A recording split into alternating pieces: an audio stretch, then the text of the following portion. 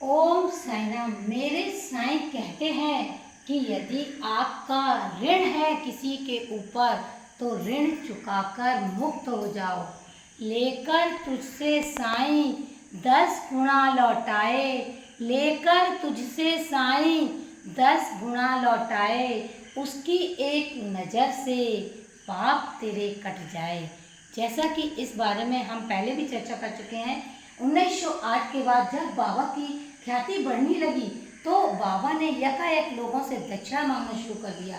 जो बाबा के आलोचक थे वह कहते थे कि क्या एक संत को शोभा देता है दक्षिणा लेना, लेकिन इन आलोचनाओं को जवाब भी मिल जाता था। कहते हैं शाम तक बाबा की झोली में इतनी दक्षिणा इकट्ठी हो जाती थी कि जितनी अहमदनगर जिले के कमिश्नर की रेवेन्यू की नहीं होती थी, यानी उससे भी ज़्यादा दक्षिणा बाबा की झोली में एक दिन में आती थी। लेकिन उसके बाद भी रात में बाबा की झोली खाली की खाली कैसे, मज़ेदार किस्सा है।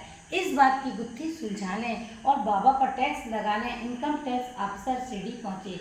वह कई दिनों तक वहाँ डेरा डालकर देखते रहे कि आखिर बाबा इतने पैसों का करते क्या हैं। कई बार तो एक ही दिन में बाबा के पास हजारों की दक्षिणा आ जाती थी, लेकिन शाम को उनके पास एक ढेला भी नहीं बचता था। कभी वह तात्या को, तो कभी लक्ष्मीबाई को, तो कभी जमनी को, कभी बड़े बाबा को, तो अक्सर श्रद्धालुओं को सारा धन दे देते थे। लक्ष्मीबाई को तो उन दिनों रोज 4 रुपये देने का उनका नियम था। तात्या को तो कभी कभी 100 रुपये इकट्ठे दे दिया करते थे। बाबा के ऐसे छोटे भक्त थे, यूँ समझो जिनके पास ज़्यादा है वह बाबा को चढ़ाकर जाते थे, और जिनके पास कम होता था बाबा उनको दे दिया करते थे। खुद सामने से मांगते थे बाबा, और कई बार नहीं भी मांगते थे।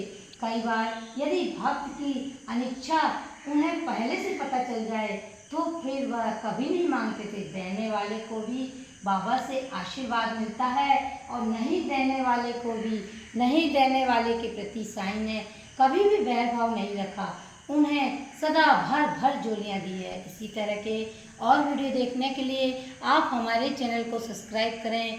तब तक के लिए ओम साईं राम।